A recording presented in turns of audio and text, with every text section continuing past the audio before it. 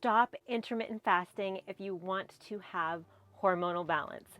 If you stay until the end of this video, you will understand how fasting impacts hormonal balance, how it impacts blood sugar, nutrient availability for different phases of your menstrual cycle, and you'll learn some nuances about fasting as well. I'll also define fasting for us and then go over some of the benefits that you might find when you're researching fasting yourself. If you haven't subscribed to my channel yet, you can do so now by clicking that red subscribe button, and make sure to hit the bell to get notified every time I post a new video on the most updated science on menstrual cycle health and fitness videos, and nutrition tips for your menstrual cycle. And if you don't know me yet, hey, my name's Omega. I'm an exercise scientist and menstrual cycle educator, and this was me. I used to be a competitive bikini model, and in those times, yes, I did intermittent fast, and I know deeply how it impacted my body, and I want to share with you not only my own experience, but what the research says as well.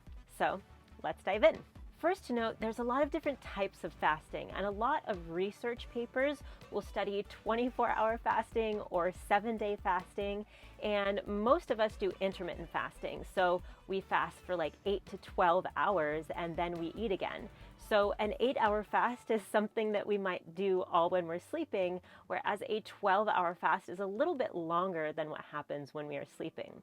Some of the benefits of fasting is autophagy, which means that your cells are doing essentially cleanup on degraded cells, so cells that you don't need, and that can be fat tissue as well. But autophagy also happens when we are doing intense exercise as well. Another benefit of fasting that you might hear of is the migrating motor complex. So that just means that your digestive tract is being cleared out. Bacteria is being cleared out that you no longer need.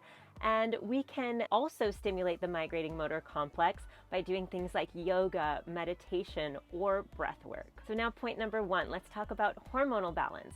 So a lot of our hormones are made in our pituitary. There's evidence of our hormones being made by our muscles too, but for the sake of this conversation, our hormones are made in our pituitary gland. And there's something called the HPA axis. That's a hypothalamic pituitary-adrenal axis, and it looks like this. And so what happens with fasting is that we get a rush of cortisol. That's part of what makes fasting work. And that cortisol causes those benefits that we like mental clarity and some fat burning as well. But as we know, all good things must come to an end. So that cortisol can work for us short term, but long term it actually results in more stress. So the HPA is impacted by fasting when we look at luteinizing hormone and gonadotropin hormone. Those are two hormones that are responsible for ovulation. And as you know, if there's no ovulation, you're not going to have a period. Or if ovulation is compromised, you might have a poor luteal phase as well. And this study also showed us that when lean women fast, they are also compromised in the way of their follicular stimulating hormone as well, which is important for, I bet you guessed it, for the follicular phase when the follicle is starting to mature. And this study studied the effects of Ramadan. So this was a 15-day study, and the research showed that the participants did have a menstrual cycle irregularity following Ramadan. So now the second point, let's talk about low blood sugar. So low blood sugar is common with fasting, but the more important part is that when our blood sugar is low, our cortisol gets high, because cortisol is there to support you, to give you energy, to give you the things that you would usually get from eating a meal. And when cortisol is high, that causes more dysregulation in the HPA axis. Remember, that's the hypothalamic pituitary-adrenal axis. And when that happens, that just means more hormonal imbalance. And if you're liking this video, go ahead and give this video a like, and we'll dive into point number 3, which is nutrient availability. So when we don't have enough nutrients available, as in the case with many people who fast or go on any diet, our menstrual cycle as well as bodily functions can totally get compromised.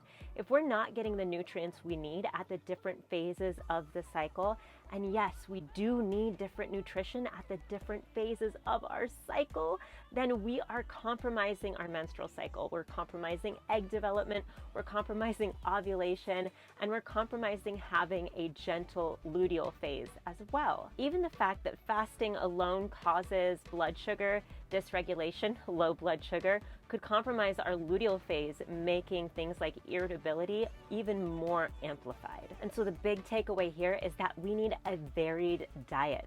And I have a freebie for you, so make sure you stay until the end so you can get this list of all different foods that benefit each phase of your menstrual cycle. And lastly, point number 4 is the nuances with fasting and the research that we see. So this study was studying normal weight women versus lean women, and what they found was that lean women have much more of the reaction that I was talking about when it comes to fasting. So that reaction is poor gonadotropin hormone and luteinizing hormone, and these people also had disruptions in follicular stimulating hormone as well.